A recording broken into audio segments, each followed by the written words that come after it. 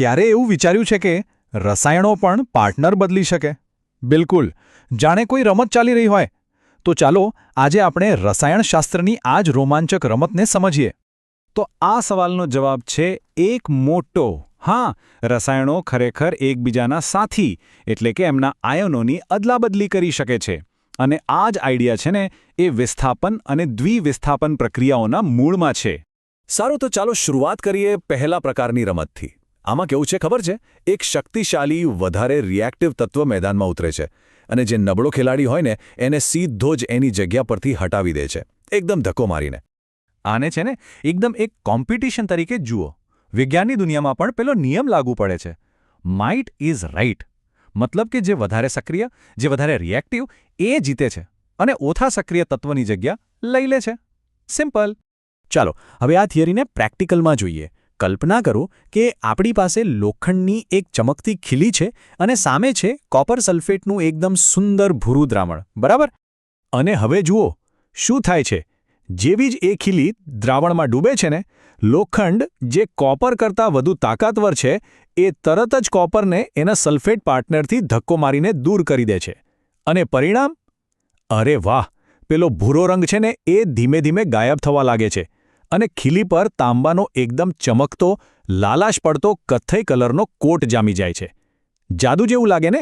આ જે જાદુ થયો ને એનું જ સાયન્ટિફિક રૂપ છે આ કેમિકલ ઇક્વેશન. અહીં જુઓ, Fe એટલે કે આપણું શક્તિશાળી લોખંડ એ CuSO4માંથી Cu એટલે કે કોપરને કેવી રીતે બહાર કાઢીને એની જગ્યા લઈ લે છે અને બદલામાં આપણને શું મળે છે? આયન સલ્ફેટ અને પેલું શુદ્ધ તાંબુ જે ખીલી પર જામી ગયું હતું. હવે આ બધું છે ને એક બહુ જ સરળ નિયમ પર ચાલે છે. રિએક્ટિવિટી એટલે કે સક્રિયતા. જે વધારે રિએક્ટિવ હોય એ જ ઓછા રિએક્ટિવને હટાવી શકે. અને હા, આ એક વન વે સ્ટ્રીટ જેવું છે.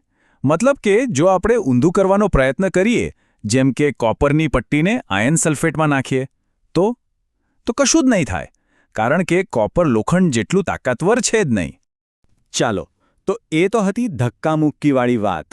હવે એક એવી અદલાબદલી જોઈએ જ્યાં કોઈ ઝઘડો નથી, બસ શાંતિથી, સમજૂતીથી પાર્ટનરશિપ બદલાઈ છે.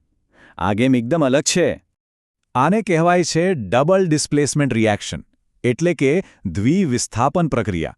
આમાં શું થાય? બે અલગ અલગ કમ્પાઉન્ડ ભેગા થાય છે અને એકદમ શાંતિથી પોતાના આયન પાર્ટનરની અદલાબદલી કરી લે છે. અહીં કોઈ કોમ્પિટિશન નથી, બસ મ્યુચ્યુઅલ એક્સચેન્જ છે.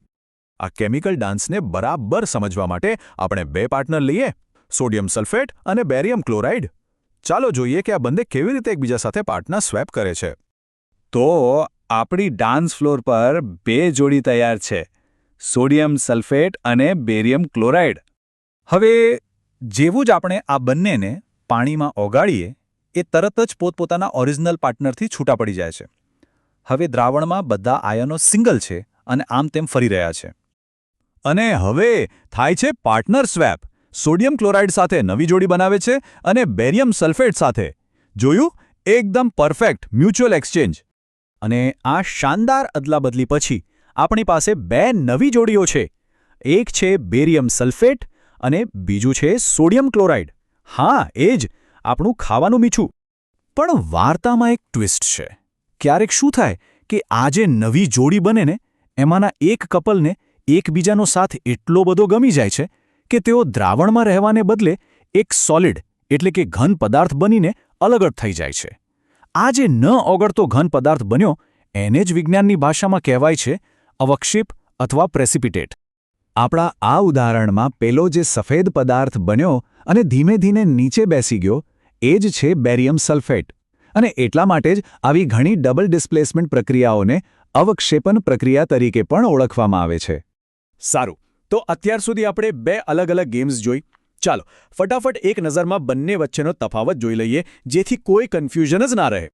તો અહીં બધું એકદમ ક્લિયર છે. એક બાજુ છે વિસ્થાપન જે પાવર ગેમ છે, શક્તિશાળી તત્વ નબળાને હટાવે છે, અને બીજી બાજુ છે દ્વિવિસ્થાપન જે એક ટ્રેડિંગ ગેમ છે. અહીં બે સંયોજનો એકબીજા સાથે આયનોની આપ-લે કરે છે. એકમાં ધક્કામુક્કી, બીજામાં સમજૂતી. પણ સવાલ એ છે કે આ બધી કેમિકલ અદલાબદલી જાણવી શા માટે જરૂરી છે? આ બધી વાતનો મતલબ શું? આખી વાતનો સાર બસ આ ત્રણ મુદ્દામાં છે. પહેલું, સિંગલ ડિસ્પ્લેસમેન્ટ એટલે કે એક શક્તિશાળી તત્વ નબળાની જગ્યા લઈ લે છે. બીજું ડબલ ડિસ્પ્લેસમેન્ટ, જેમાં બે કમ્પાઉન્ડ્સ પોતાના આયનોની અદલાબદલી કરે છે. અને ત્રીજું અવક્ષેપ, જે ડબલ ડિસ્પ્લેસમેન્ટમાં બનતો એક સોલિડ પદાર્થ છે. બસ આટલું જ. અને અંતે એક સવાલ જે વિચારવા જેવો છે. આ બધી રાસાયણિક રમતો છે ને, એ ખાલી લેબોરેટરી પૂરતી નથી. આપણી આસપાસ રોજિંદા જીવનમાં, ઇન્ડસ્ટ્રીમાં, પ્રકૃતિમાં બધે જ થતી હોય છે. હવે આપણી આસપાસ નજર દોડાવીએ અને વિચારીએ કે આવી કેમિકલ અદલાબદલીના છુપાયેલા ઉદાહરણો ક્યાં જોવા મળી શકે છે.